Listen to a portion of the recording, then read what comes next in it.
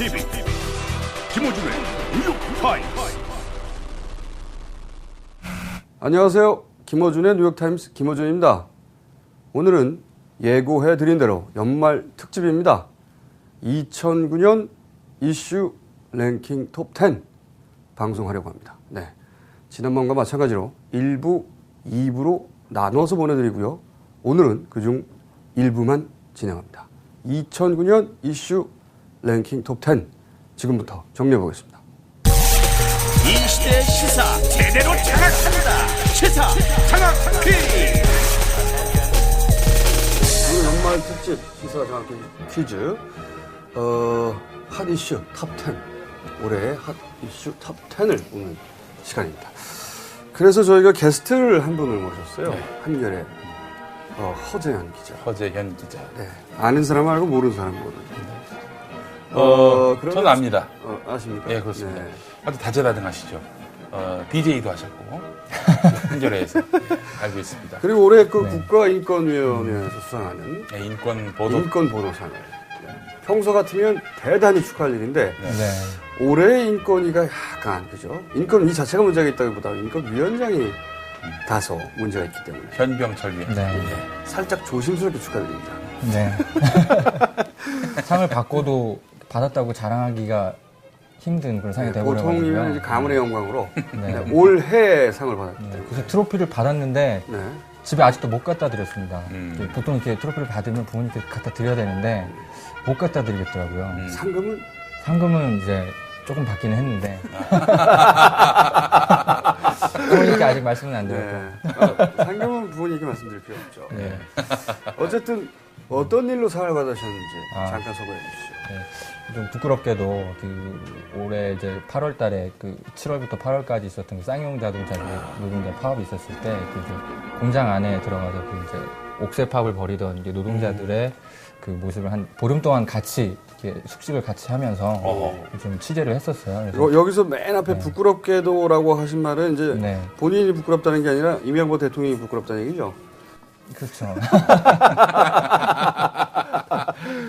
네, 그렇군요. 그래서 보름이나. 이제, 그래서 마지막에 이제 8월 5일 날 이제 조립 공장에 경찰 특공대가 투입됐을 때 네. 그때 완전히 떡실신 되어 있는 이 노동자들을 네. 완전히 이렇게 방패나 곤봉으로 무참히 이렇게 그렇죠. 폭행을 가하는 경찰들. 그거를 그 이제, 장면, 그러니까 한겨레에서 빅히트를 쳤던 그 촬영 네. 장면을 본인이 직접 촬영하신 그렇죠. 겁니까? 네. 저도 제가 그 모습을 찍으면서도 진짜 믿기지 않았던. 이거는 네. 전 세계적인 그 특종감인데요, 네. 사실은. 그죠? 아니 혹시 얻어맞지 네. 않으셨습니까? 아니, 많이 얻어맞았죠. 그러니까 경찰한테 직접 얻어맞진 않았는데 이제 어딘가에서 날아온 이제 새총 공격 이런 걸로 여기 아직도 볼트 맞은 상처가 아직도 있어요. 이게 안 났더라고요. 이렇게 그러니까 이제 보통 우리가 알고 있기로는 쌍용 자동차 옥새 파업을 하던 노동자들이 주로 이걸 쏘는 걸로 알려졌는데 네. 저쪽에서도 쐈다는 거군요. 반대편에서도. 그렇죠. 네. 사실은 경찰들도 사실은 볼트 새총 쐈군요. 경찰이 쏜 건 아니고 네. 경찰의 묵인하에 이제 쌍용차 묵인하에. 사측의 직원들이 옥상에서 노동자들을 상대로 쏘고 이제 저희 같은 기자들을 상대로 쏘고 그랬죠. 근데 경찰은 보고도 그냥 내버려 뒀죠. 그 사실은 보도가 잘 안 됐어요. 저희만 열심히 보도했어요. 저희만. 네. 동족 상잔의 비극이 바로 이런 거 아니겠습니까? 예. 그리고 그분들이 전부 다 직원이 아닐 수도 있습니다. 사실은 일일이 다 붙잡고 확인을 못했는데 네. 용병일 수도 있어요. 대한민국- 많은 경우 용병이죠. 대한민국 어버이연합은 아니겠죠. 예. 그분들보다는 젊은 용병들이 또 있습니다. 네. 대한민국 삼촌연합? 왜 삼촌연합? 예. 네. 그런 허재현 기자 예. 저희와 오늘 함께 탑10을 함께. 제가 기억나는 건 그 화면 일부를 MBC가 보도했던 기억이 나는데. 네, 그때 이제 다른 방송사에서는 들어올 수가 없었던 상황이라 네. MBC랑 YTN이랑 이제 영상을 받아서 이걸 네. 보도를 했는데 예. 저도 좀 소개를 해주시죠. 네. 저렴한 시사평론가 네. 언제나 네. 시중에서 구할 수 있는 가장 네. 싼 가격에 요즘은 일도 별로 없는 시사평론가 김용민 씨도 예, 나오셨습니다. 그렇습니다. 안녕하십니까. 저기 우리가 전생에 뭔 잘못을 했길래 이런 기가 막힌 시대를 살고 있는지 다시금 생각해보지 않을 수 없는 그런 김용민입니다. 예. 준비하신 멘트군요. 예, 그렇습니다. 오늘 근데 저는 오늘 뵈면 꼭 네. 드리고 싶었던 말씀이 있었는데 예. 제가 이렇게 재미있는 시사평론가는 진짜 사실 처음 봤습니다. 이분이 사실은 예능에 가셔야 되는 분이에요. 신사가 아니라 예능 쪽에 가셔야 되는 분인데 네. 아니, 잘못 풀려가지고. 예능도 했었어, 솔직히. 까놓고 얘기해서 예능도 했었는데 거기서 퇴출당했습니다. 안 웃기다고. 네, 예능 쪽에서는 약간 모자라고 시사 쪽에서는 넘치고 애매하죠. 그래서 일로 오는 거예요. 시사 쪽에서 웃기는 사람이 한 명도 없습니다. 네. 예, 블루오션이에요. 그렇죠. 오히려 블루오션이신 거예요. 네, 그렇습니다. 알겠습니다. 오늘 엄청난 상품들이 쌓여 있어요. 그렇습니다. 이 상품 소개를 해주시고, 근데 네. 이 상품들이 오늘은 출연진이 아니라 네. 출연자들이 아니라 특별한 곳으로 갑니다. 소개를 좀 해주세요. 네, 우선 그 상품 소개부터 하겠습니다. 자, 보온 받침대 핫탑. 네, 제가 지난 시간에 또 지지난 시간에 알려드렸죠. 그릇 난로죠. 네, 그릇 그렇습니다. 난로. 일단 뭘 좀 배우고 싶다. 혹은 뭐 그 온도를 유지하고 싶다. 이럴 경우에는 이 보온 받침대로서 핫탑이 아주 유용합니다. 핫탑에서 또 이렇게 오늘 상품을 보내주셨고, 맛있고 영양 많은 유기농 피자를 전격적으로 지원하시겠다고 하신 사장님이 또 계십니다. 예. 아마 이 양심적인 CEO가 아닐까라는 생각을 또 해보게 되는데, 라피자. 라피자. 네, 라피자. 제대로 좀 들어줘야 돼. 네, 사장님이 예. 직접 스튜디오에 예, 라피자를 라피자를 들고 오셨어요. 라피자, 네. 라피자. 예, 라피자 저 간판이 따로 있습니다. 제조한 좀 보여주시죠. 네. 라피자. 라피자. 예. 무료 시식권을 앞으로 출연자들에게 나눠줄 예정이고 예, 오늘은 그렇습니다. 첫 시간이라서 사장님이 직접 피자 3판을 들고 네, 강남에서 예, 5판입니까? 네, 5판을 들고 네, 강남에서 직접 이쪽으로 출동하셨습니다. 네. 그래서 지금 현재 바로 앞에 방청석에서 예, 앉아서 저희를 지금 지켜보고 계십니다. 그렇습니다. 잘 하나 못 하나. 어, 잘 못하면 바로 피자 뺏어가려고. 예. 네. 노벨 CEO상이 있다면 드리고 싶은 그런 분입니다. 예. 자, 내년부터는 본격적으로 예. 이 시식권을 예. 협찬해 주실. 제 피자 소개를 좀 더 하겠습니다. 방부제 전혀 걱정 없는 우리밀 반죽입니다. 자, 그리고 국산 임실 치즈 100% 사용. 임실 치즈 아주 국내 최정상급 그 치즈라 하겠죠. 예, 그리고 유기농 전문 업체인 무공인회로부터 모든 유기농 야채와 무항생제 육류를 공급받습니다. 미국산 쇠고기, 캐나다산 쇠고기가 아니라 무항생제 육류를 공급받습니다. 당연히 우리나라 산이 되겠죠. 네. 예, 그리고 공정무역과 USDA 인증의 전 품목 유일의 유기농차 리쉬 티와 제휴해서 콜라를 배제한, 보통 피자 하면 이제 콜라로 이제 음료를 이제 쓰게 되는데 콜라를 배제한 새로운 유기농 음료와 매칭을 저에게 협찬하신 분들은 기본으로 유기농을 합니다. 네. 그리고 기본으로 공정무역이에요. 네. 네. 유기농 공정무역 이게 새로운 게 아닙니다. 예. 그런데 이 라피자를 광고하다 보니까 네. 꼽사리로 예. 임실치즈와 무공인회 예. 네, 유기농 야채가 꼽사리 예. 광고가 됐어요. 그렇습니다. 이분들한테 돈 받아야 돼요. 저희가 그냥 영수증 보내드릴게요. 예. 청구서. 예. 라피자 사장님이 보내주셔도 되고 네. 안 예. 보내시면 저희 뉴욕 타임즈에서 네. 자, 강남에 이제 두 군데 그 매장이 있는데 그곳에 직접 가셔서 드실 수 있는 무료 시식권을 또 저희가 얻게 전화번호 됐습니다. 알려드리죠. 예, 전화번호. 네. 서울 강남구 논현동 65-24 1층. 서울 전화 512-0320. 512-0320이 되겠습니다. 예. 예전에 거기 병원이 있었어요. 그 병원이 안세병원. 안세병원 자리. 안세병원 바로 뒤에 있다는. 네. 뒤에? 예. 구안세병원 바로 뒤에 있답니다. 자, 그리고 이제 아이쿱에서 오늘도 이렇게 엄청나게 많이 협찬해 주셨습니다. 이 아이쿱 제품들은 네. 그런데 허재현 기자한테 가는 게 아닙니다. 네. 허재현 기자가 이렇게 많이 가면 우리가 배가 아프잖아요. 그렇습니다. 네. 또 허재현 기자한테 안 줘. 네. 제가 실질적으로 일을 제일 많이 한 것 같아요, 이 프로그램에서. 그래서 제가 가져가자니 또 우리 김어준 씨가 네. 삐질 것 같고, 또 두고 김어준 볼 씨가 수 없죠. 가져가자니 네.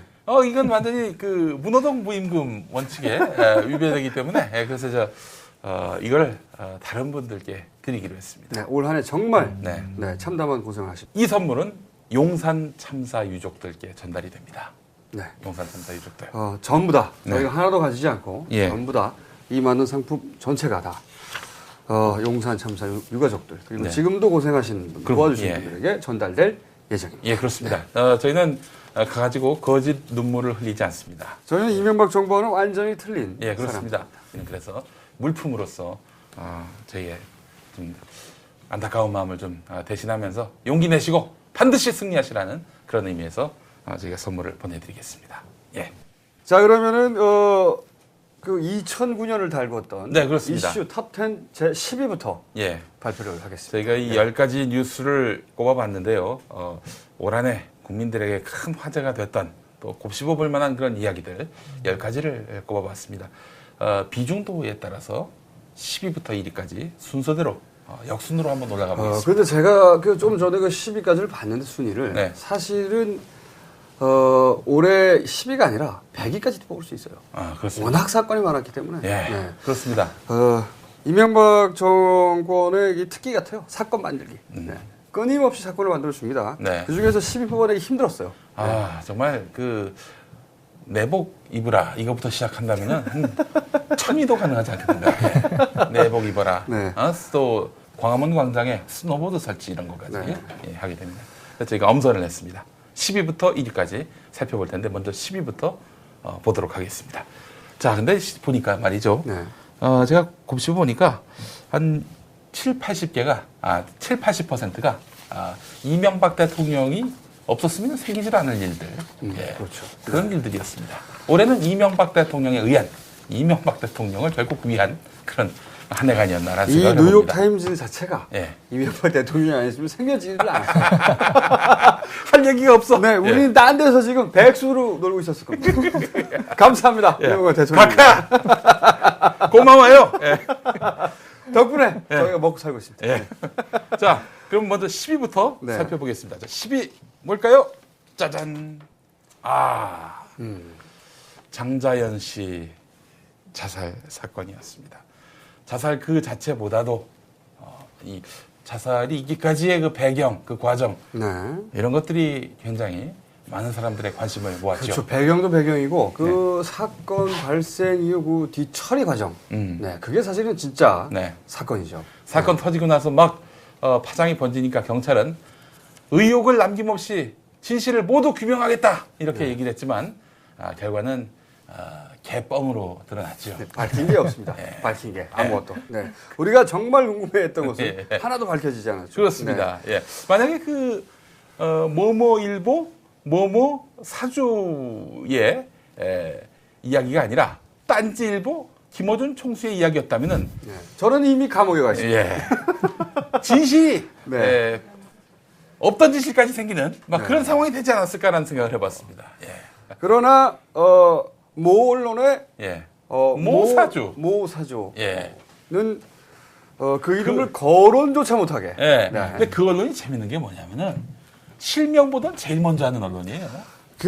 저도 사실 이 장자연 사건을 10위로 뽑으셨는데 예. 장자연 씨 본인이 사실은 당사자가 사망했기 때문에 네. 그 실체적 진실은 명확하게 규명하기가 사실상 힘들게 되었다. 네. 이게 객관적인 정황이긴 해요. 예. 객관적인 정황이긴 한데 그런데 저는 뭐 지금도 사실은 모일보, 조선일보죠. 네. 조선일보를 거론하지 않을 수 없는 것이 이 사건을 보면서 아니 조선일보라고 하지 말고 네. 이종걸 의원이 조선일보를 거론했다. 그렇게 가야지. 왜 그 책임을 뒤집어 쓰려고 그래? 근데 이게 그 당시 조선일보는 그 경영진이 네. 연루되면서 예. 그 털끝 하나도 네. 그 이름의 초성조차 보도되면 모조리 고발해버리겠다. 그래서 실제로 이정호 의원을 비롯해서 3명을 이정희 의원도 네. 명예훼손으로 고발을 했죠. 예, 예. 고발을 했는데 네. 그런데 제가 그 사건을 보면서 한명숙 예. 전 총리의 보도를 떠올리지 않을 수 없는 게 당시에는 그 초성만 보도해도 고소를 해버리겠다고 협박을 하면 쌩 난리를 쳤지 않습니까?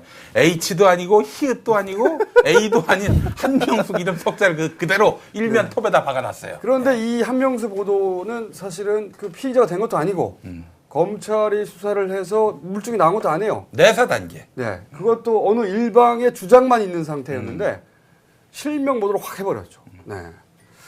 그러고 나서 조선일보가 그 사설을 냈는데 또 웃긴 게 네. 그저께 나온 사설을 제가 읽어봤는데 한명숙 총리의 명예를 되살려주기 위해서라도 검찰이 철저하게 수사해야 된다. 웃기고 자빠졌네, 정말. 명예를 살리려고. 네, 정말. 거의 뭐 아니, 그러면. 아니 그 이종걸 의원도 네. 조선일보에 발행인의 명예를 살리기 위해서. 그런 의도 아니겠어요? 그러니까요. 예. 그러니까 조선일보가 욕을 먹는 건 이래서입니다. 그리고 이 한명숙 전 총리를 이렇게 죽이려고 하는 걸 보니까 또 생각나는 것이, 네. 그러니까 장제한 사건을 보면서 그 보도 관행을 보면서 한명숙 전 총리를 생각할 수밖에 없고, 또 한명숙 전 총리를 이런 식으로 몰고 가는 걸 보면서 노무현 전 대통령을 또 생각할 수밖에 없죠. 예. 네. 아니 기정사실화했죠. 돈 먹었다. 그러면서 저는 생각이 드는 게 누군가 지휘자가 있는 게 아닌가. 요런 예. 누구라고 특정할 수는 없는데 예. 누군가 지휘자가 있는 게 아닌가. 왜냐하면 이제 검찰의 담당 검찰이 이걸 흘렸을 일은 없단 말이죠. 그렇죠. 네. 이건 마치 이게 그 거대한 오케스트라가 진행되듯이 차근차근 기획에 의해서 요만큼 던져서 간을 보고 여론 보면서 다음 진행하고 하는. 왜냐하면 이제 한명숙 전 총리가 지금 유력한 서울시장 후보란 말이죠. 네. 여론조사에 탑10이 아니라 탑 1, 2를 달리고 있어요. 네. 혹시 이명박 정부가 아닐까라는 의심을 갖고 있는 분들이 많이 계신데 네. 조선일보의 역사를 보게 되면은 정부와 그 조선일보는 밤이면 서로 바톤 터치를 합니다. 조선일보 사주는 밤의 대통령, 그리고 이 정부는 밤의 조선일보 편집국장 네. 이렇게 되지 않는가 그런 생각을 조선일보가 지금 사설을 드렸습니다. 쓰면 예. 네. 이쪽에서는 그 사설을 그대로 읊습니다. 네. 네. 그대로 문구까지. 네. 그런 돈독한 관계죠. 네, 아주 자, 내선일체. 진짜 기자가 한마디 하시죠. 예. 우리는 구라쟁이들. 네. 이번엔 진짜 기자가 한마디 하시죠. 뭐 제가 이제 한겨레를 대표하는 물론 기자는 아니지만 이제 제 오늘은 대표에서 사견으로는 나오셨어요. 네. 그런 생각이 듭니다. 그러니까 언론이 뭐 어떤 게 정치인들의 부패나 이런 것들에 대해서 성역 없이 관심을 갖고 파헤치고 보도를 해야 되고 관심을 가져야 되는데 좀 더 집중해서 가져야 될 권력은 죽은 권력보단 산 권력이 돼야 되는 게 아닌가 그렇죠. 이런 생각이 듭니다. 근데 이미 노무현 정권은 사실 죽은 권력이거든요. 네. 그것을 계속 공격해서 도대체 무엇을 얻어내겠다는 것인지. 그래서 부관참시라고 말하는 거죠. 사실은. 그래서 지금 조선일보의 그런 보도가 뭐 꼭 틀렸다기보다는 이게 그들의 의도나 이런 것들을 계속 좀 의심해 볼 수밖에 없는 그런 게 아닌가. 그리고 그 기준을 정확하게 자기 스스로에도 들이대야 되는 거죠. 근데 자기한테는 안 들이댄다는 거. 자기 편한테는 또 안 들이댄다는 거. 그래서 조선일보의 잣대가 웃긴 건 뭐냐면은 지난 정부 때 기자실 없앤 거는 언론 탄압이라고 규정하면서 최근에 벌어지고 있는 이런 기가 막힌 일들에 대해서는 침묵하고 있습니다. 이건 언론 탄압이 아닌 모양입니다. 예. 그래서 저는 그 지휘자가 누군지 밤의 편집국장이 누군지 정권이 바뀌면은 반드시 밝혀내야 된다고 생각하는 게, 이런 얘기를 하면 또 정치보복이다 얘기를 하는데 사실 정치보복은 이런 거예요. 정치보복은 사심에서 권력을 잡고 나서 사심에서 과거에 당한 것을 억울해서 사적으로 풀어낼 때 이게 정치보복이고, 이건 범죄입니다. 이거는 기본적으로 사실은 한 정치인을 정치적으로 살해하려고 하는 거거든요. 음모에 의해서. 네. 이건 정치보복이 아니고 정당한 심판이고 응징이죠. 네. 징벌이고. 그러니까 이 사람이 누군지 혹은 그 기획 집단이 누군지 밝혀내야 된다고 봅니다. 반드시. 네. 얘기한 사람도 없는데 그 얘기가 보도가 되는. 네, 이번에는 9번째 뉴스 가보겠습니다. 강호순. 강력범죄. 네. 예. 아니 갑자기 언뜻 이런 방송 실수가 생각이 나네요. 얼마 전에 이 강호순 사건 났을 때 말이죠. 모 방송, 라디오 방송이었습니다. 뉴스를 진행하는 아나운서가 강호동으로 하더라고요. 강호순을. 예. 이름이 좀 비슷해서 그랬던 것 같은데, 강호순 사건 말고도 조두순 사건도 있고 말이죠. 예. 네. 강력범죄가 발발을 했는데, 예. 특히 그 사이코패스라고 하는 그런 과거에는 우리나라에서 보기 힘들었던 그런 범죄 형태가 최근에 네. 자주 눈에 띕니다. 네. 남의 고통을 즐기는 그런 범죄들이 꽤 그렇죠. 늘고 있어요. 이 사이코패스형 범죄의 특징이 사실은 타인에 대해서 전혀 감정이입이 안 되는, 그렇죠. 네. 이 세태를 반영하는 게 아닌가 싶어요. 우리의 그 정치 문화와 무관하지 않다. 이 정권 특징을 한마디로 정의하라면 저는 타인에 대한 감정이입 능력이 전무하다. 이렇게 제가 개인적으로 평가하거든요. 네. 사회 뉴스가 정치 뉴스로 이렇게. 네. 뭐 무슨 뉴스든가 다 글로 갑니다. 네. 깔때기죠. 네. 연예 뉴스도 네. 결국에는 정권 책임으로 사실 이게 이제 노무현 정권 시절에도 전혀 상관없는 뉴스가 나와도 네. 이게 다 노무현 때문이야 라고 하는 초등학생들 농담으로 예. 거론될 정도의 지가 가다 지가 잘못해서 자빠져도 네. 노무현 책임 이렇게 돌리는. 예. 그래서 저는 이 강호순, 조두순 등 이 사이코패스형 강력범죄는 네. 이게 다 이명박 때문이다. 예. 라고 노무현 대통령 시절에 예. 패러디해서 고스란히 돌려드리고 싶습니다. 예. 이게 다 이명박 때문이다. 저는 네. 이렇게 한마디로 논평하겠습니다. 네. 진짜 기자는 어떻게 논평하시죠? 그 절반은 저 동의하는 게 뭐냐면 절반만? 네. 네. 사실 강호순 사건은 사실 정부가 키운 사건입니다. 오. 기자 입장에서 봤을 때. 기자 입장에 봤을 때. 예, 예. 이 강호순 우리는 막 불화를 쳤는데 근거를 제시하고 있습니다. 이 강호순 연쇄살인 사건이 있었을 때 사실 처음에 벌어졌을 때 어떤 언론도 사실 크게 관심을 갖지 않던 사건이에요. 근데 네. 이게 결정적으로 어느 순간 갑자기 이것과 관련한 보도량이 증가하던 시기가 생기거든요. 그렇죠. 그게 바로 그렇죠. 이제 청와대 그 홍보 행정관이 네. 이제 각 경찰서 쪽에 이제 네. 뭐 이렇게 홍보 메일. 용산 참사 문제를 덮기 덮어라. 위해서 이거를 적극 활용하라는 지침이 이제 내려간 그랬었죠. 다음부터 네. 갑자기 언론에 이게 그 관심을 받기 시작합니다. 이게 그렇죠, 사실 이제 그렇죠. 어딜 가나 사이코패스는 있지만 사실 강호순 사건이 커지게 된 거는 사실 이제 정부가 사실 만든 사건이고 당시 그렇기 행정관이 그 일선 경찰서에다가 네. 이메일을 보냈죠. 이메일을 보냈는데 당시 그 정권에서는 이거 정권 차원의 일이 아니다. 일개 행정관이 한 것이다라고 네. 덮어버렸죠. 일개 행정관이 어떻게 경찰서에 막 그렇게 보냅니까? 말이 안 되죠. 말도 안 되는 소리죠. 입만 열었다 하면 거짓말이야. 네. 네. 그래서 당시에 저희가 이걸 취재를 가면 너무 신기했던 경험 중에 하나가 강호수 이제 저희 기자들은 이제 막 멘트 하나를 받기 위해서 왜 살인하셨나요? 뭐 이렇게 막 달려들면서 막 이렇게 묻잖아요. 근데 네. 경찰은 이제 인권 보호 해야 되고 그러니까 빨리 가급적이면 차에 태워 보내요. 근데 이번 이 케이스 강호수 같은 경우는 경찰서에 들이대. 세워두고 질문 좀 하세요, 여러분. 이러면서 오히려 이렇게 저에게 편의를 봐주시더라고요. 이런 걸 돌려막기라고 하는 겁니다. 이거를 청와대표 정치 돌려막기라고 하는 겁니다. 이게. 그래서 저희가 굉장히 민망할 정도로 질문할 거 다 했는데 네. 또 질문하라고. 네, 질문 좀 더 하세요. 이렇게 오히려 배려를 해주더라고요. 그래서 야, 이거 갑자기 정부가 왜 이러나 경찰이 이러면서 봤는데 알고 봤더니 이제 그런 홍보 이메일이 있었던 거죠. 이건 이제 정치권과 이 경찰이 청와대와 경찰이 네. 협조했다라고 하지 않고 협잡했다라고 말할 수밖에 없는. 협잡했다. 네. 조선동아일보를 보게 되면은 강호순 이름, 네. 얼굴 이게 공개가 그렇죠. 됐고요. 또 동아일보 같은 경우에는 이 수사했던 네. 이 사이코패스 수사를 했던 그런 담당 경찰을 인터뷰하는 그런 기획도 했고요. 예. 강호순 사건을 최대한 굉장히 키워서 네, 협조를 많이 해줘서 여론의 눈길을 그쪽으로 네. 돌리려고 네. 돌려막기. 저희 기자들끼리 네. 하는 농담 중에 하나가 있는데 뭐냐면 그 기자가 없는 곳에서는 사건도 없다 이런 얘기들을 하거든요.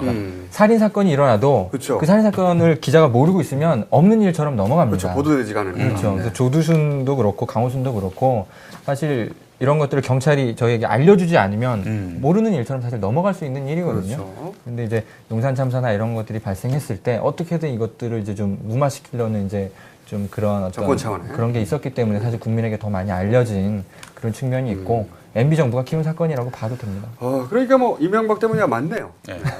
노무현 때문이야는 전혀 근거 없을 때도 사용됐는데 네. 뭐 이거는 절반의 근거는 확실히 있습니다. 네. 네. 자, 9번째 뉴스에 이어서 이번엔 8번째 뉴스로 가보겠습니다. 어떤 사안이 2009년에 상징이 됐는지. 자, 8번째 뉴스 보겠습니다. 네. 김대중 전 대통령 서거. 이게 보통 같으면 1위, 2위를 다퉈야 되는 뉴스인데 네. 너무 뉴스를 많이 만들어내다 보니까 그렇지 않습니까, 진짜? 많아요. 네. 한국 현대사의 한 획을 그은 분이죠. 그렇죠. 그리고 세계 민주주의 역사에 아주 중대한 그런 족적을 남겼던 그런 아시아의 평화 지도자였는데 아시아를 넘어서서 아시아를 전 은하계를 통틀어서 은하기를 제가 볼 통해서 때는 최고의 대통령이 아니었던가. 그런 그 화려한 수사는 저희 같은 쌈마이들이 해야 되는 거고 그러니까. 기자는 좀 자제해 주세요. 본인은 팩트 위주로 해서 말씀해 주시고요. 구라형은 저희가 하도록 아니 하겠습니다. 그 우리가 준비했었어. 근데 왜 이렇게 먼저 아, 치고 들어가? 아이. 그리고 그거 아십니까? 오늘이 제가 우연치 않게도 네. 오늘이 12월 10일이란 말이죠. 예. 이 녹화하는 날이. 예. 12월 10일인데 우연치 않게도 김대중 전 대통령이 노벨 평화상을 받은 날이 2000년 12월 10일입니다. 그러니까 오늘이 정확하게 9주년 되는 날이에요. 네. 그래서 생각이 나는데 인권 기념일이기도 합니다. 12월 11일. 네. 그래서 생각이 나는 건데 김대중 전 대통령이 노벨 평화상을 15번 만에 받았어요. 그러니까 85년부터 연속으로 15회 후보였습니다. 이거 모르시는 분들 많은데 그러니까 말씀하신 대로 세계적인 그 인지도를 가진 정치 지도자로 끊임없이 거론되다가 이때 방북으로 인해 가지고 노벨 평화상을 받았는데 예. 전례가 없게도 노벨 평화상 위원회에서 그런 얘기를 했었죠. 전례가 없게도 노벨 평화상을 받는 수상자 해당 국가에서 네. 노벨 평화상 수상자에게 상을 주지 몰라는 단체 편지를 자기들이 받았다. 상을 주지 말라는. 사실 상을 주지 말라는. 이것은 노벨 평화상 역사상 최초의 일이다. 그러면서 언론과 인터뷰를 한 게 있었어요. 보도가 됐었는데 그 이후로도 노벨 평화상 이거 돈 주고 받아온 거다라고 주장하는 그런 사람들이 꽤 있었죠. 예. 그래서 노벨 평화상 그 관련자들이 혀를 찼었죠. 무슨 이런 나라가 다 있냐고. 이런 사람들이 다녀요. 다니고. 아주 이런 사람들에게 보복하지 않고 끝까지 포용했던 지도자. 그래서 더 빛났던 지도자가 바로 김대중 전 대통령이었던 것 같은데요. 근데 사실 그 김대중 전 대통령은 전 세계에서 우리나라에서 가장 과소평가받는 정치 지도자이거든요. 네, 맞습니다. 이거는. 흔히 이제 그 만델라급이다 예. 이렇게 표현을 하면 말도 안 되는 소리라고 또 저 반대편에서는 이야기를 하죠. 예. 빨갱이라고 말도 안 되는 소리라고 돈으로 상 받았다고. 근데 정말 모르시는 소리인 게 이거 제가 직접 피부로 겪은 일인데 제가 이제 90년대 초반에 그 배낭여행으로 여행을 다니다 보면 우리나라 사람 중에 아는 사람은 유일하게 2사람밖에 없어요. 한 사람이 차범근 그리고 또 한 사람이 김대중이었어요. 네. 그때는 대통령이 아니었는데도 불구하고. 그리고 당시에 그 뭐 슈피겔 같은 고급 시사지에 표지를 장식하거나 기사를 장식하는 사람으로 대한민국 사람은 유일하게 김대중 전 대통령밖에 없었어요. 실제로. 그러니까 우리는 잘 모르는데 실제 세계적인 지명도를 가진 정치 지도자는 역대 우리나라 현대사를 통틀어서 김대중 전 대통령밖에 없었다는 게 팩트입니다. 사실은. 김대중 전 대통령에 대해서 폄하하는 사람들 보게 되면은 그 급이 김대중 전 대통령과 얼추 좀 비슷한 위상이면 모르겠는데 너무나 현격하게 떨어지는 분들이 욕을 하니까 더 기가 막힌 거예요. 욕을 하는지도 몰라요, 세계에서는. 그리고 또 한 가지 생각나는 게 제가 그 CNN 정확하게 누군지 말씀드리면 그분이 피해를 입을까봐 관계자에게 들은 이야기인데 본인이 우리나라에 생존해 계시는 대통령들, 현재 생존해 계신 대통령들은 다 인터뷰를 해봤는데 김대중 전 대통령은 레벨이 다르다고 해요. 그러니까 세계 언론들, 뉴욕타임즈든 혹은 뭐 슈피겔이든 예를 들어서 우리나라 국내 정치 지도자 중에 내가 인터뷰를 하겠으니 나를 인터뷰하러 와라라고 하면 땡큐 하고 달려오는 사람은 노무현 전 대통령도 아니었고 사실은 그 이전 누구도 아니었고 김대중 전 대통령밖에 없었다는 겁니다. 그렇게 국제 언론들을 직접 상대했고 부르면 오는 사람은 이분밖에 없었다는 거죠. 그 정도의 거물급 정치인이었는데 국내에서는 사실은 오히려 폄하당하고 그리고 왜곡당하고 공격당했었죠. 김영삼 전 대통령에게 폄하당하는 이런 현실이 너무나 참 기가 막힙니다. 정말 기가 막혔던 부분은 뭐냐면 그런 김영삼 전 대통령이 김대중 전 대통령을 문병 가서 화해했다. 근데 만나지도 못했어요. 자기 혼자 화해한 겁니다. 그리고 그런 화해도 있나요? 네, 그거는 이제 화해가 아니죠. 상대방은 게다가 김영삼 전 대통령을 공격한 적이 없어요. 상대를 안 했죠. 쌍방이 싸웠을 때 화해를 하는 거고요. 이것은 사죄를 했다. 이렇게 표현을 해야 되죠. 고인 앞에 사죄를 했다. 근데 화해를 했다고. 화해를 했다. 여기까지는 저희 구라였고요. 이제는 공식 기자의 논평을 잠시 들어보도록 하겠습니다.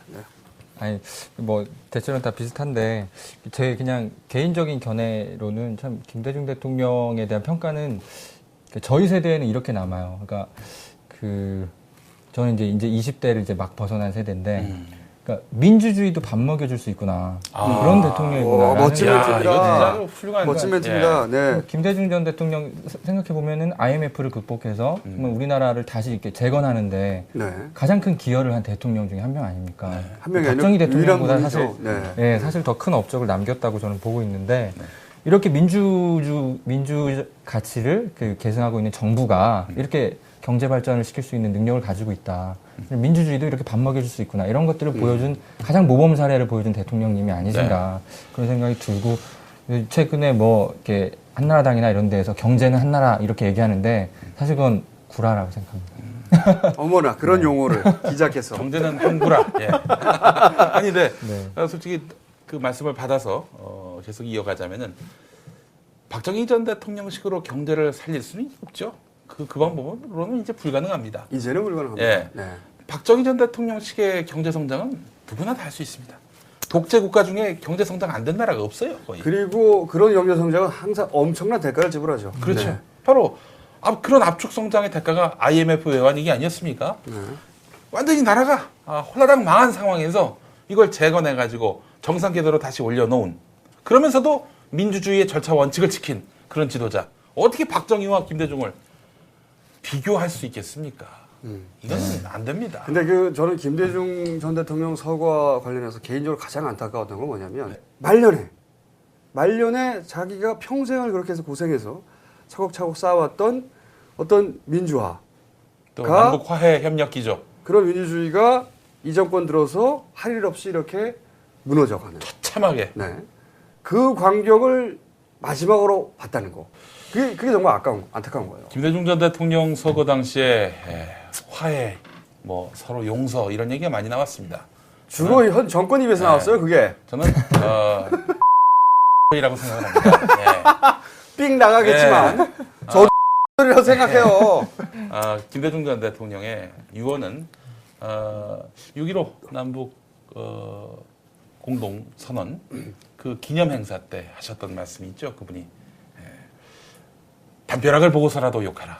네. 이런 얘기. 이거는 사실 이 민주주의의 처참한 붕괴 그리고 이런 것에 아무런 저항도 못하는 이런 국민들의 무력감, 이 무력감의 내면화 이런 것을 경계하는 차원에서 그렇죠. 이분이 마지막으로 던진 저는 진짜 멘트였습니다. 명언이라고 봅니다. 네. 이게 나쁜 신문 보지 말고 나쁜 정당 투표하지 않고 힘이 없다면은 담벼락을 보고서라도 욕하라. 이런 식으로 문제의식을 계속 갖고 있어라.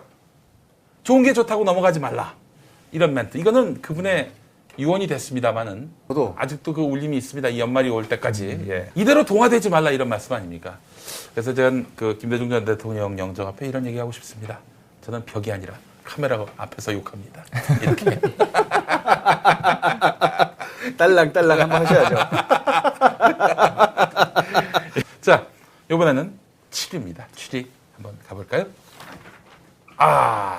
드디어 전곡 나왔습니다. 예. 본인이 이때까지 우리가 말 너무 많이 했어. 예. 이 불화쟁이들이. 예. 아니 지금 나오고 있는 저 사진도 허재현 기자가 촬영한 거 아닙니까? 그렇죠. 야. 네. 근데 이날 전 너무 생생하게 기억나는 에피소드 중에 하나가 뭐냐면 바로 현장에 있었잖아요. 예, 제가 이제 이 영상을 찍고 나서 이제 회사에 송고를 하고 네. 그러고 나서 소식을 들은 게 오후 2시에 경기지방경찰청장에 브리핑이 있다고 얘기를 들었어요. 조현호. 예. 그렇죠. 예, 그래서 잘 됐다. 이거 이제 빨리 11시까지 올려서 이거 지금 시끌시끌하게 만들어가지고 조현우 경찰청장이 바로 이 앞에서 사과하도록 만들자. 저는 그런 생각을 갖고 사실 이거 올렸는데 근데 오후 2시에 경찰청장이 기자회견 하는 거 듣는데 참 황당했던 게 우리 경찰들에게 가지고 있는 무기가 도대체 뭐가 있냐. 뭐 방패랑 공범밖에 더 있냐. 이러면서 오히려 기자들을 설득시키고 있더라고요. 그래서 저는 도대체 이걸 우리가 눈으로 볼 수 있도록 찍어가지고 갖다 올려놨는데도 경찰청장이 이렇게 뻔뻔하게 기자들 앞에서 거짓말을 한다는 것을 보고 정말 참 아니, 뭐 기자가 현장에 곤봉으로 없었으면- 당구 칩니까 그럼? 곤봉으로 사람 때리지? 아니 엄청났거든요. 아니 뭐 총 같은 것도 쐈잖아요 그때. 그렇죠. 예. 예, 공기총도 쏘고 그리고 방패 그 모서리로 찍는데 진짜 섬뜩하더라고요. 그렇죠. 네. 거의 떡실신돼 있는 그 노동자들을 그러니까요. 뭐 그냥 아니 저항하는 사람도 하듯이 아니야. 때렸어요. 넘어져 있는데. 네. 이거는 그러니까 진압 과정에서 발생한 폭행도 아니고 진압 당한 후에 뭐 싸우다가 벌어진 일도 아니에요. 이거는 그렇죠. 뭐. 열받은 거에 대한 분풀이였어요. 그러니까요. 이거는 반드시 책임자 처벌을 해야 이건 합니다. 적군한테 하는 짓입니다. 네. 그것도 전쟁 와중에 정신이 없을 때. 사실 쌍용 자동차 얘기 나와서 너무 슬픈 건 뭐냐면은 지금의 쌍용 자동차를 보면은 가슴이 아립니다. 그때 합의해서 결국 이제 옥새 투쟁이 풀린 거 아니에요? 네. 거짓말에 속았죠. 예, 합의했는데 합의한 주체들을 다 구속하고 내쫓고 전혀 지켜진 게 없습니다. 그렇다면은 그 노조에 대해서 우호적이건 비우호적이건 간에 그걸 계승한 노조가 문제 삼고 약속한 거 지켜야 되는 거 아니야 이래야 되는데 그냥 해고해버려도 찍소리 안 합니다. 특히 전 가슴이 너무 아팠던 게 뭐냐면은 자기는 해고 대상자가 아닌데 노조원이기 때문에 투쟁하겠다 해서 투쟁한 분들 대부분 다 아주 엄청난 불이익을 받았습니다. 그래 놓고는 이렇게 사측이 완전히 말을 뒤집어버리고 약속을 백지화해버렸는데 그 노조위원장이 어디 나가서 노사 화합 무슨 행사에 가가지고 뭐 하여튼 그 앞으로 우리는 투쟁이 아니라 실용 중심의 이런 뭘 하겠다 이런 식으로 얘기를 하더라고요. 아니 노조하고 맺은 약속도 뒤집는 그런 회사한테 무슨 실익을 얻을 수 있을까? 이런 물음을 다시 던지고 싶습니다. 예.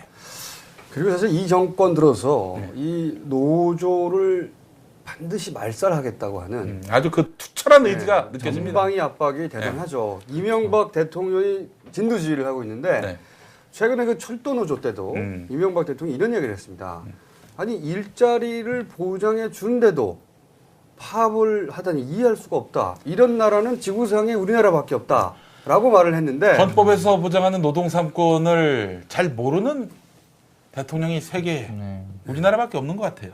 예. 그러니까 그 이명박 대통령의 노조관을 여실히 드러내는 건데 그러니까 일자리 주면 아니 밥만 먹여주면 왜 파업을 해? 밥만 먹여주면 되지. 이런 사고방식이에요. 네. 아니 노조가 사실은 근로조건을 두고도 임금을 가지고도 파업을 할 수도 있고 정의얘기를 할 수도 있는 겁니다. 당연히. 근데 그렇죠. 일자리만 주면 찍소리 하지 말라는 거죠.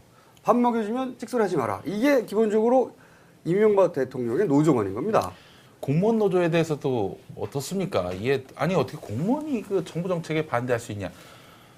이런 마인드가 아니, 공무원은 사람 아닌가요? 네. 아니 게다가 또 공무원들 같은 경우에 나쁜 정책, 나쁜 어떤 그런 통치 철학 이런 것들에 대해서 제어해 줄 수 있는 유일한 그 말하자면은 자정 장치입니다. 그리고 정말로 이해할 수 없는 건 이제 이렇게 이해할 수 없다고 이명박 대통령이 얘기를 했는데 네. 거꾸로 제가 진짜로 이해할 수 없는 것은 이 정부는 말이죠. 노와 사가 갈등이 있을 때 제3자로 객관적으로 공정하게 중재하라고 있는데요. 네. 근데 이명박 대통령은 오로지 사측 편만 들어요. 도리어 사측이 미온적이면 뭐해? 왜 가만히 있어? 공기업, 노조 제대로 정리 안 하면은 당신 불이익 줄 거야. 이런 식으로 나와요. 노조만 탄압하고 노조만 비방하는 소위 먹고 살만한 나라는 지구상에 없는 겁니다. 이런 거는 정말 우리 60년대나 있을 수 있는 일이죠. 네. 네? 지금 현재로 따지면 아프리카나 이런 나라에 있을 수 있는 일이에요. 또 안타까운 건 뭐냐면은 철도 노조 파업에 대해서 아주 정부가 네. 초강경으로 대응해서 결국 이제 철도 노조의 그 파업은 중단되지 않았습니까? 네, 물어뜨렸죠. 예. 네.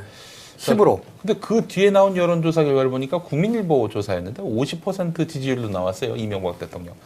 그 한국일보 분석을 보니까 철도 노조 파업을 뚝심 있게 말하자면은 분쇄시킨 이런 것들이 국민들에게 환심을 샀다. 뭐 이런 식의 분석을 내놨는데 전 참 이게 너무나 기가 막히더라고요. 아니 자기들도 노동자면서 국민들 대다수가 노동자면서 아니 어떻게 같은 노동자가 이렇게 짓밟히는 모습을 보고 잘했다라고 박수를 칠 수 있는 것인지 그 분석이 좀 틀렸으면 좋겠다는 생각이 드는데 노조하면 그냥 무조건 나쁜 걸로 이렇게 인식돼 있는데 이게 바로 조중동 프레임 아니겠습니까? 그렇죠. 그만큼 우리 사회가 이제 우편형 사회이고 예. 사실은 반노조 친기업 정서가 지배하고 뚝하면 뭐 반기업 정서라고 그러는데 우리나라는 반노조 친기업 정서가 어마어마한 나라입니다. 사실은.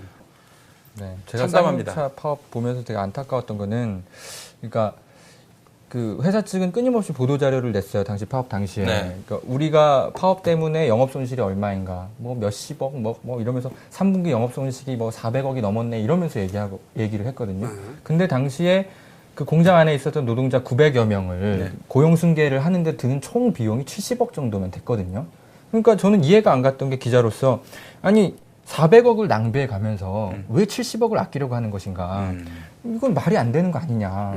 저는 이거는 자본의 논리로 보더라도. 그렇죠. 네. 그거는 말도 안 되는 거죠. 그래서 아무리 생각해도 이거는 그냥 파업을 벌인 노동자 자체를 그냥 없애버리려고 노조 자체를 그냥 없애려고 하는 말 안 얘기 아닌가. 듣는 고분고분하지 않은 노동자들은 다 싹을 잘라버리려는 거죠. 네. 그런 좀 안타까움이 들었습니다. 노조 해산 비용으로 한 400억 들였다. 뭐 그렇게 그렇죠. 볼 수 있는 거겠군요. 예. 네, 그럼 이번엔 6위로 네. 넘어가 1부 보겠습니다. 마지막 순서입니다. 예. 여기. 자, 6위 짠. 할 말 많습니다, 이거. 노골적인 언론 장악 기도. 예. 미디어법 관련. 올해 이명박 대통령이 역점을 뒀던 일이 바로 미디어 환경 변화 아니겠습니까? 네. 뭐 쉽게 얘기해서 언론을 자기들에게 우호적으로 언론 환경을 바꾸려 하는 그런 시도를 감행했습니다. 성공한 거라고 봐야 할까요? 단기적으로는 성공한 듯이 착시 현상이 일어나겠죠. 네. 하지만 더 강한 탄력으로 튀어올라서 네. 정권이 바뀐 다음에 네. 박살을 내겠죠. 제가 지금까지 만나본 기자들 있죠? 또 PD들. 노무현 정부 때 노무현 대통령 무지하게 씹었던 그런 기자들. 네. 자기는 그 기자를 하나의 어떤 그 직업으로 본다. 나를 욕하는 사람도 있는데 나는 기자를 직업으로 본다. 나는 돈 많이 벌고 행복하게 사는 것이 최고다. 최고의 가치다. 이렇게 얘기하는 기자조차 요즘에 이명박 대통령을 욕하고 있습니다. 이 미디어 장악의 하이라이트는 역시 이제 미디어법이죠. 네, 그렇습니다. 미디어법. 네. 조연으로 헌재가 실컷 아주 욕을 그냥 피처링을 했습니다. 예. 그래서 미디어법을 보게 되면은 이런 거죠. 개요는 이 조중동에게 방송을 줌으로써 지금 뭐 KBS, MBC, SBS까지 네. 이렇게 방송사 소위 그 좌편향이라고 자기들은 생각하고 있는 모양입니다. 그런 방송 구조가 바뀌게 될 것이고 자기들에게 좀 더 우호적으로 보도되는 그런 상황이 오게 될 것이다. 이렇게 기대하고 있는 것 같은데요. 근데 정현주 전 KBS 사장께서 얼마 전에 한겨레 그 기고하신 게 있는데 와 섬뜩하더라고요. 조중동의 미래를 그대로 보여줬습니다. 만약에 정권이 바뀐다. 그러면 조중동이 그때 편파 보도를 했으면은 이거 제어가 때 날아갑니다. 그리고 미디어법 자체가 지금 위법한 상태이기 때문에 이 법을 갖고 허가를 해준 거 근거가 또 사라지게 되는 그런 상황이 될 것이고 또 방송사를 경영하기 위해서 온갖 기업들을 갖고 들쑤시지 않았겠습니까? 그렇죠. 뭐 광고 내놔라 뭐 그러지 않았겠어요? 그거 자체가 형성하지 않으면서. 공정거래법 위반이기 때문에 이건 역시 그 불법 행위가 되기 때문에 불이익을 감수해야 될 것이다. 따라서 조중동 방송은 다음 정권 때 가서 그 운명을 알 수 없다. 이런 식으로 예견을 했습니다. 이 미디어법은 그 한마디로 하면 장기 집권을 위한 하부 마스터 플랜의 일부죠. 네. 하부 마스터 베이션이기도 합니다. 네, 뜬금없이. 네. 네, 그렇지만 재밌습니다. 네. 네. 언제나 그쪽 이야기는 재미있어요. 네. 근데 저는 그 미디어법 관련해서 가장 개인적으로 재밌었던 건 사실은 이명박 대통령도 헌재도 아니고 박근혜 전 대표였어요. 개인적으로. 왜냐하면 이 박근혜 전 대표가 미디어법을 절대로 찬성할 수 없다는 듯이 결사 반대한다는 듯한 모두를 국민에게 고통을 주는 법이라고 했습니다. 취했죠. 네. 그런데 며칠 있으니까 사실은 변한 건 아무것도 없는데 네. 이제 국민들이 이해해 줄 것이다 라고 3일 만에 싹 변해버렸어요. 그래서 박심3일이라고 하는 신조어가 탄생을 했는데 바꾼 애라는 그런 또 별명도 붙였습니다. 예.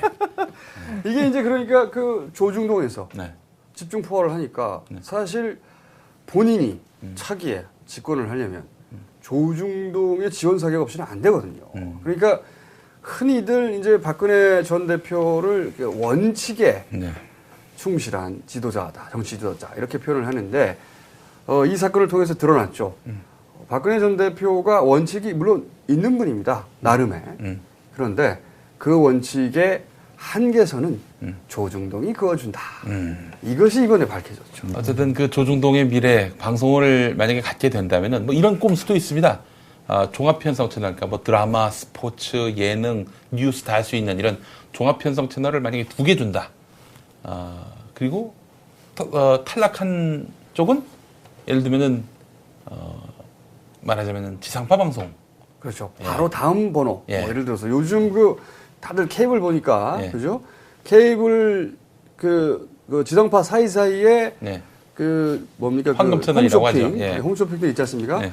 요걸 어떻게 밀어내고 들어가려고 하는 예, 그렇죠. 그런 꼼수가 있는 것 같아요. 그런 식으로 해서 네. 조중동에게 그 준다 한들 광고 시장이 녹록지가 않습니다. 물론 김인규 사장이 KBS2 광고를 안 받고 그 광고 파일을 결국에는 종편 시장에다 내놓지 않겠느냐 이런 분석도 있지만은 그게 만만치 않은 일입니다. 뭐 그런 얘기도 있죠. 종이 신문 사업을 하면 천천히 망하는데 네. 종편을 하면 빨리 망한다. 뭐 그 이런 얘기도 얘기를 있긴 합니다. 네. 조선일보 방상훈 네. 사장이 하셨습니다. 직접 했다고 하죠. 네, 네. 그렇습니다. 그 예언이 맞기를. 주님의 이름으로 축원합니다. 네. 네, 아멘 하고요. 아멘과 함께 오늘 1부. 아니 우리 허재현 기자. 그렇죠. 진짜 아, 왜 기자. 이렇게 우리끼리만 하려고 진짜 그래. 기자의 논평 한마디 있어야 되죠. 우리는 네. 불하고. 네. 네. 근거 있는 논평 한마디 해주시죠. 글쎄요, 아까 박근혜 의원이 전 국민을 웃겼다 이렇게 얘기를 하는데 네. 한 의원이 또 있습니다, 한나라당에. 그래요? 그 문방위 소속의 나경원 의원이 아. 온 국민을 웃겼는데 네. 뭘 웃겼냐면 네. 이 100분 토론에 나와서 그랬죠. 손석희 사회자에게 뭐라 그랬냐면 미디어법 그 헌재 판결 어디에도 유효란 말은 없다라고 한 방청객이 질문하니까 그렇죠. 나경원 의원이 내가 다 읽어봤는데 유효 있던데요? 이렇게 얘기를 하면서 전 국민을 폭소에 빠뜨렸거든요. 그러니까 한나라당 의원들은 잘 모르겠습니다. 자기들이 보고 싶은 대로 그냥 그렇죠. 헌법도 해석해버리고 헌재 판결도 해석해버리고 없는 것도 그러는 게 있고. 아닌가. 예. 그러면서 많이 웃었는데 네. 저는 그런 말씀 드리고 싶습니다. 그 헌재 판결은 미디어법이 유효하다고 한 것이 아니고 다만 야당이 제기한 미디어법 청구를 기각한 것뿐입니다. 그러니까 기각했다는 거는 이 청구 자체가 잘못됐다는 것이 아니라 국회에서 자율적으로 논의해서 이거를 재개정해라. 아니 근데 자율적으로 논의할 수 있냐 이거야. 그렇죠. 그래서 제가 좀 네. 헌재의 정신 자체는 소극적인 의미에서 옳아요. 네. 소극적인 의미에서. 그런데 이게 책상 판결에 불과한 것이 실제로 되돌려 주면 한나라당 이걸 하겠느냐 안 한다는 걸 뻔히 안단 말이죠. 지금도 안 하잖아요. 그런데 그걸 막을 유일한 합법적 권한이 헌재에 있었어요. 그 유일한 권한을 행사했다면 사실은 이 미디어법이 그 억지로 말도 안 되게 통과된 것은 철퇴를 맞는 것인데 네. 그런데 그 유일한 권한을 손에 쥐고 있는데도 불구하고 그걸 놔버린 거죠. 무서우니까. 그래서 우리는 비겁하다라고 말할 수밖에 없는 거죠. 예. 네. 그러려면 거기 왜 가 있는 겁니까? 자, 이렇게 해서 저희가 오늘 10위부터 6위까지 살펴봤고 다음 주에 5위부터 1위까지 살펴보도록 할 텐데요. 네, 저희가 앞서서 말씀드렸습니다만은 자연드림 우리밀 와플 또 자연드림 참치 선물 세트 그리고 커피 믹스 이런 것들을 저희가 모두 다 용산 참사 유족들과 또 거기서 활동하시는 아이쿠에서 분들을 위해서 후원해서. 드립니다. 네. 누가 이거를 합쳐냈느냐? 아이쿠. 자연드림 아이쿠 공정무역 윤리적 소비. 자, 정식 기자도 한번 응원해 주시죠. 아이쿠 만세. 네. 제가요? 그거 못하겠습니다. 역시. 예, 정규 기자의 가오가 있군요. 쌈마이들이 쌈마이들이. 자, 네. 아이쿠 자연드림 만세. 만세. 만세. 네. 네, 이렇게 예. 이렇게 1부 마치고 네. 다음 주에 네. 2부 더 강력한 2부로 네.